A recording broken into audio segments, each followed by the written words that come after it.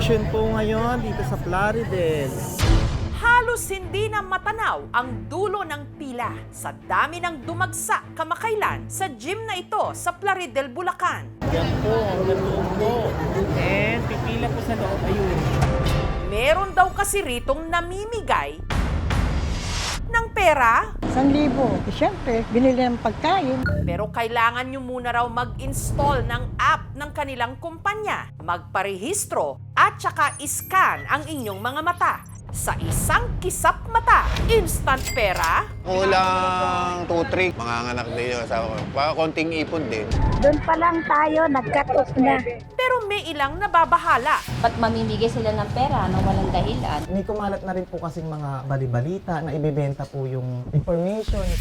Nitong January 14, ang grupo nag-schedule ng iris scanning sa evacuation center na ito sa Bulacan, Bulacan. Kabilang sa mga pumila ang magkapatid na Elenita at Evangeline at ang 5 pa nilang mga kamag-anak. Easy money nga po talaga. Sa hirap po ng buhay, sino po ba magbibigay ng ganong halaga? Pero para makasiguradong hindi sila maluloko, Tanong-tanong muna kami. Nung sinabi na okay naman daw, magpa-register. bago pumila, in-install na nila ang app sa kanilang mga cellphone. Ito po yung apps. Ang kailangan lang naman po is yung username, currency, tapos phone number, active email po. Wala po siyang mga personal address, wala po siyang kinuhang ID. Ang ilan sa mga nagbakasakali, 3 oras na raw na nasa linya. Dahil tao dito nun, yung pila nila, lumampas pa doon. Finish po talaga namin dahil sayang po talaga. Nung nakapasok, sumalang muna sila sa orientation. Nakapag-download na po ba yung mga nasa taas? Ipinaliwanag sa kanila ang last step bago makuha ang kanilang pabuya.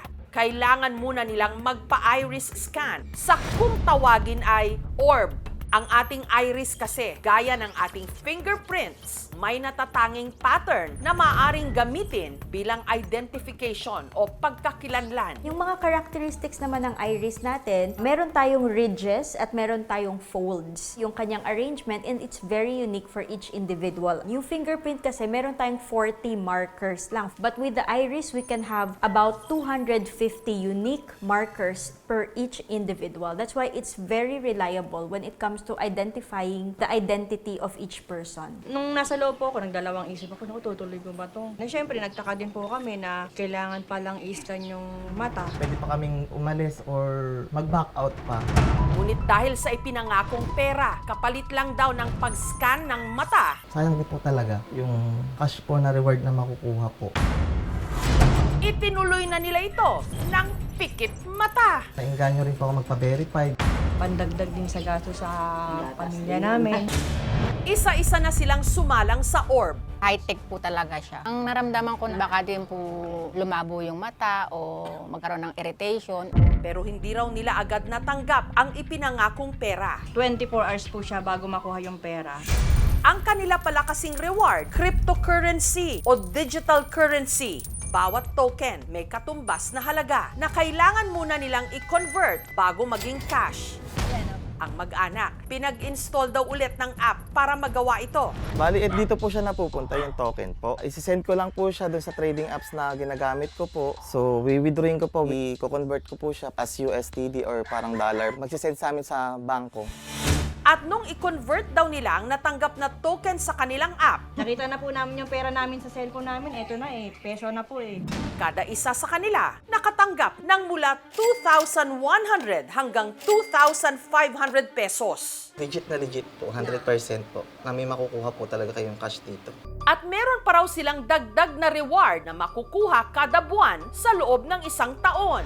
Si Je nakatanggap ng additional na 48.50 tokens. Ang worth pa po niya is 3,460. Hahatiin pa po siya buwan-buwan hanggang maubos po itong 48.50. Napakalaking bagay na po yung makatanggap ng ganong halaga po. Kasi po may laman po akong anak. Ginamit namin ng dalawa sa puhunan na pinangtinda namin. Nag-alinlangan man kami, pero may pinuntahan naman yung pera. Yung siguro kung wala din yun, mangungutang siguro kami ng pampuhunan. Pero ang tricycle driver na si Henry, matapos sumailalim sa lahat ng requirements, ang natanggap daw niyang dagdag na 48.50 tokens na naglalaro ng mahigit 3,000 pesos. Hindi naman po na-withdraw. Baka yung account mo, mabuksan nila, di ba? Makuha yung laman ng pera mo. Baka daw gamitin sa mga modus. Kaya ang balak ngayon ni Henry, i-delete ang ininstall niyang app. Hindi na po ako aasa na may monthly ako na makukuha. Ayun po siguro yung scam para sa akin. Pinaasa lang yung tao. Ayon sa aming pagsasaliksik, ang nasa likod ng proyektong ito, ang World na inilunsad July 2023. Ang isa sa mga nagtatag nito, ang CEO o Chief Executive Officer ng kumpanyang OpenAI na si Sam Altman. I hope that a protocol like World will be an interesting way that people can transact with each other with AI systems.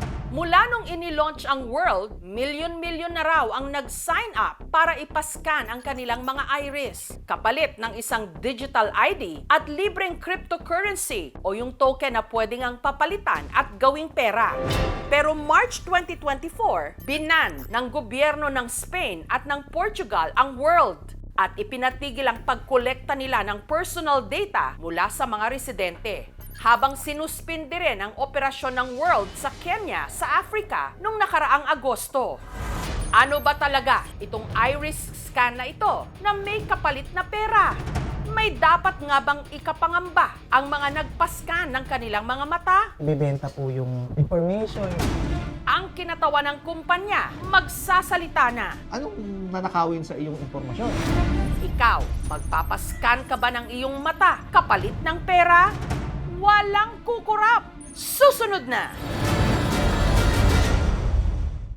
Magpapascan ka lang ng iyong iris. May kapalit na raw mahigit 2,000 piso. Ito raw ang kondisyon, kaya ang mga taga-Bulacan umila at kinagat ito. Pinush po talaga namin dahil sayang po talaga. May kumalat na rin po kasing mga balibalita na ibebenta po yung information. Para mabigyang linaw ang mga haka-haka, nakipag-ugnayan ng aming team sa mga nangangasiwa ng proyekto dito sa Pilipinas, ang World. Ayon sa kanilang spokesperson na si Attorney Enrique de la Cruz Jr., nagsagawa sila ng iris scan para mapatunayan na ang nagparehistrong user, mga totoong tao at hindi artificial intelligence o AI. Mas accurate siya kaysa sa facial recognition, kaysa sa fingerprint. Yung scan mo ay kino-convert nila into an alphanumeric code. Walang hihinging impormasyon sa'yo ha. Tatanungin lang kung ano birthday mo para malaman kung ikaw ay above 18. So hindi ini-store ang picture ng iris. Layon daw ng World na maglunsad ng isang digital identity system. Ang sino mang magsa-sign up o lalahok sa World makatatanggap ng tinatawag nilang World Coin Token, isang uri ng cryptocurrency. Pero bakit naman kaya sila namimigay ng pera kapalit ng pag-iris scan? A marketing tool. Pag na-verify ka, pwedeng magkaroon ka ng access dun sa produkto ng World, which is the World Coin. Para sa mga hindi pamilyar, ang cryptocurrency ay digital na pera. Gaya ng tradisyonal na pera, pwede itong gamiting pambili o pang-invest. Yung value niya nag-iiba because may exchange rate. In other countries, accepted na kasi yung cryptocurrencies. Dito sa Pilipinas, parang medyo mas unknown pa eh. But we're getting there. Hindi siya scam. Makabago at hindi pamilyar. Tama. Ibebenta kasi yung details nyo sa black market, kaya mas malaki kikitain nila. Safe ba yan? Yung iris scan, hindi nakalagay kung sino ka, walang pangalan, walang address. So, anong nanakawin sa iyong impormasyon? Sa ibang bansa daw is binaban. Hindi siya paglabag sa data privacy right. Voluntary ang pagbibigay at walang personal information na hinihingi. At dumaan ito sa lahat ng ahensya ng gobyerno.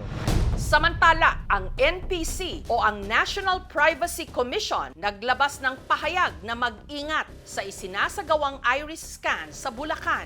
At kahit nag-issue raw sila ng Certificates of Registration sa naturang grupo, hindi raw nangangahulugan na pinahihintulutan o aprobado nila ang paraan ng data collection. Ayon pa sa NPC, ang biometric data gaya ng iris scan ay sensitibong personal information o data. Kapag ito kasi ay nanakaw, maaaring magdulot daw ito ng privacy at security risk para sa isang tao. Batay po sa datos ng SEC, ang world po ay hindi rehistrado sa Pilipinas. Parati pong pinapaalala ng SEC na lagi lang makipag-transact sa mga rehistradong korporasyon, maging mapanuri.